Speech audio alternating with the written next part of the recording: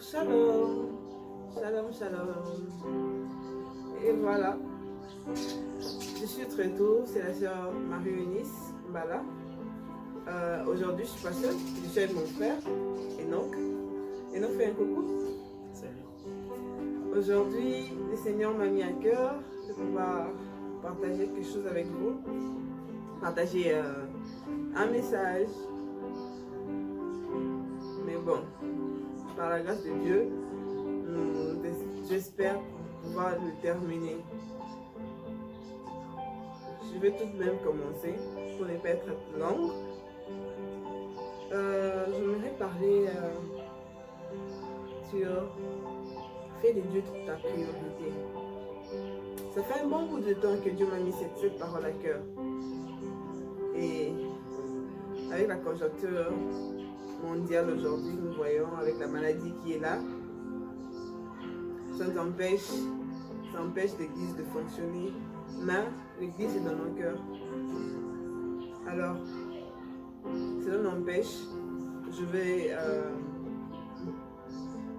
divulguer au moins ce que Dieu m'avait mis à cœur. Voilà. Mon thème est fais de Dieu ta priorité. Nous sommes sur le livre de Genèse 1 à 4 et puis Genèse 13, 9 à 18. Bon, pour économiser le temps, nous n'allons pas lire, mais le verset sera affiché au bas de votre écran.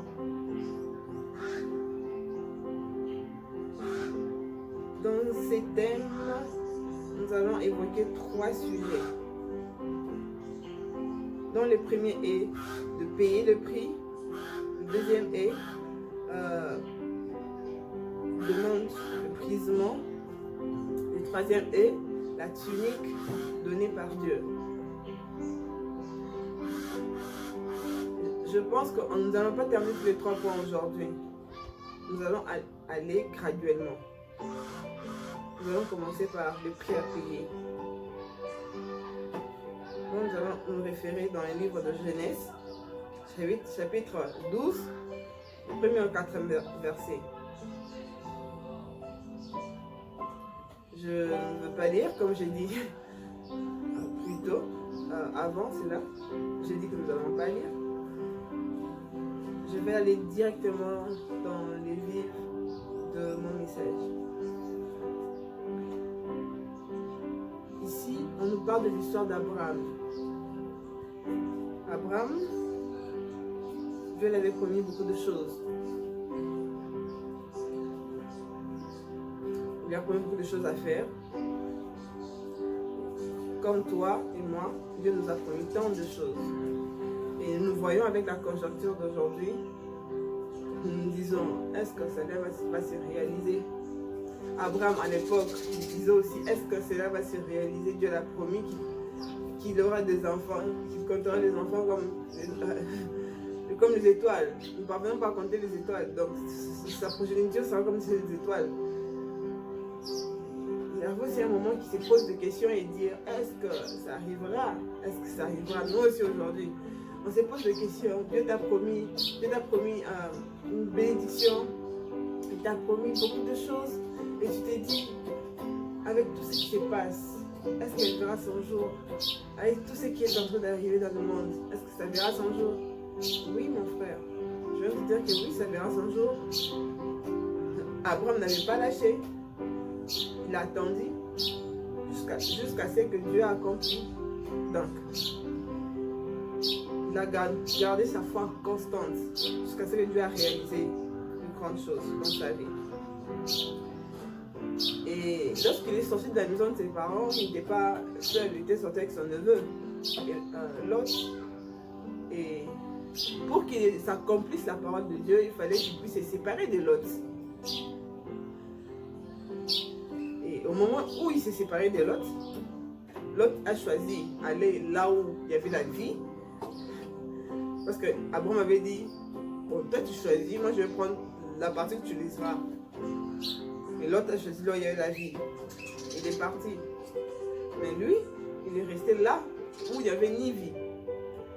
Mais le Seigneur là, il est là-bas. Là où il y avait les déserts, là où il n'y avait rien. Il a juste placé sa foi en l'éternel. Désolé. En l'éternel. Et l'éternel a fait des grandes choses dans sa vie.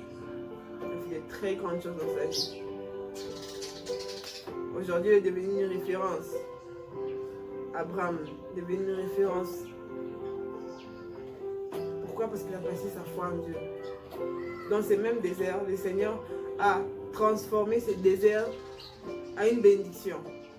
Est-ce que vous pouvez vous imaginer? Est-ce que c'était même dans vos pensées que ce que soit Abraham? Est-ce qu'on peut espérer dire que non, Abraham va s'en sortir là où il était? Non. Parce que humainement parlant, il n'y a pas la vie. Là où il est, il n'y a pas la vie. Mais le Seigneur a fait grâce. Le Seigneur a fait grâce. Abraham, c'est même lui qui est parti pour sauver Lot au moment où Dieu voulait éliminer Sodome et Gomorrhe. Lui qui avait laissé là où il était une ville déserte. Mais le Seigneur sait faire des choses. Mon frère, ma soeur, le Seigneur sait faire des choses. Laisse juste ta confiance en lui et il fera de très grandes choses. De très très grandes choses.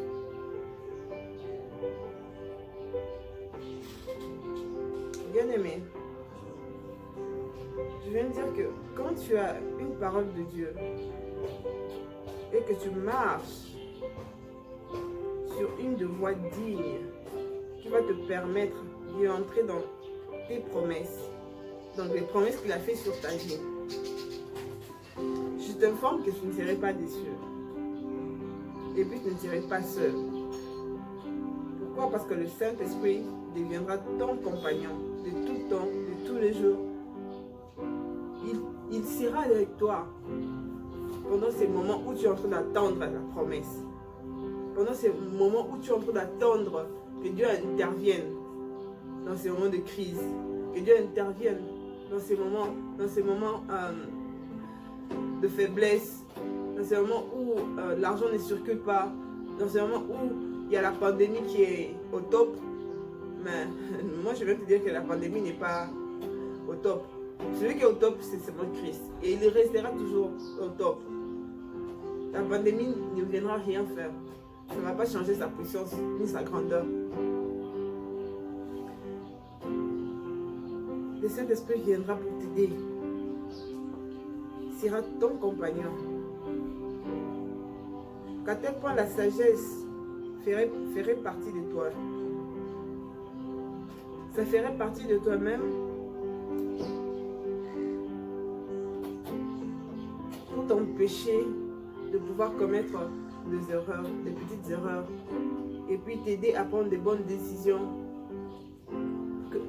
Le Saint-Esprit sera là pour ne pas te laisser t'embourber dans des futilités, dans des bêtises. Il sera là.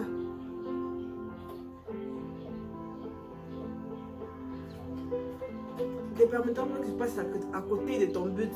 Non, il ne permettra pas cela.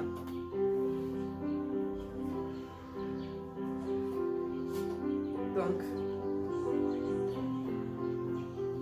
mon frère, ma soeur, invite-lui. Il est l'ami fidèle. Il est l'ami qui ne trahit jamais.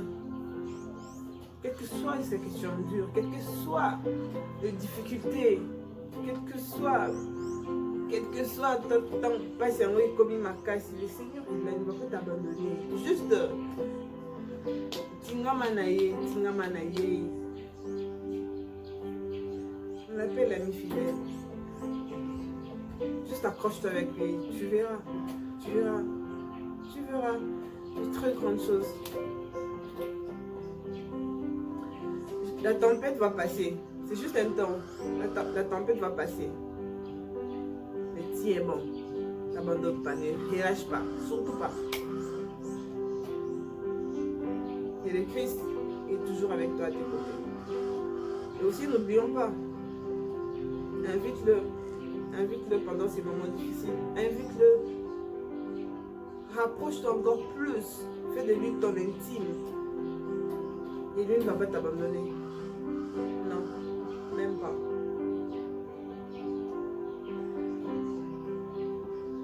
C'était ça mon exhortation de ce soir. Ne relâche pas ta foi.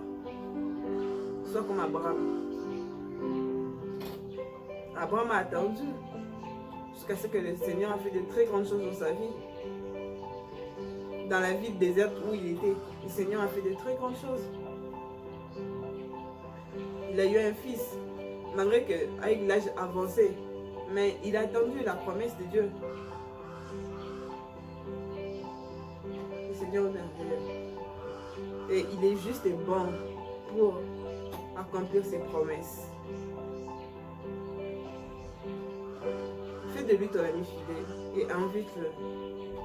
Il est là, il frappe à ta porte. Il est là, il veut te venir en aide. Juste que toi, tu dois ouvrir ton cœur pour qu'il vienne intervenir. Inclinons nos têtes dans la prière. Je vais juste faire une petite prière. Prier pour toi, pour que le Seigneur puisse t'aider pendant ces moments difficiles et qu'il puisse te donner cette force, cette grâce de l'inviter dans ta vie, de faire ses pas, et de prendre cet engagement. C'est vrai que les églises sont fermées, mais Dieu règne dans nos cœurs. Si tu l'invites, il viendra. Prions ensemble. Éternel Dieu Papa, Dieu vivant, Dieu puissant, Seigneur, je viens, je t'abandonne tes enfants en ces moments, afin que tu puisses restaurer leur âme, que tu puisses leur fortifier encore pendant ces temps difficiles, que tu puisses leur accorder encore ton assurance, que ton amour puisse encore couler dans leur vie, qu'ils ne se sentent pas seuls, parce que toi tu es là à leur côté. Accorde-leur la restauration, accorde-leur ton amour, aujourd'hui et à jamais. Soutiens leur foi pendant ces temps difficiles. Et surtout, ne leur abandonne pas, car tu n'as même jamais abandonné tes enfants, tu es toujours là à leur côté. Je te prie, garde-le durant cette soirée ou cette journée, dans le nom de Jésus-Christ. Amen. Alors, nous vous disons déjà au revoir et à la prochaine. Que mon Dieu vous bénisse.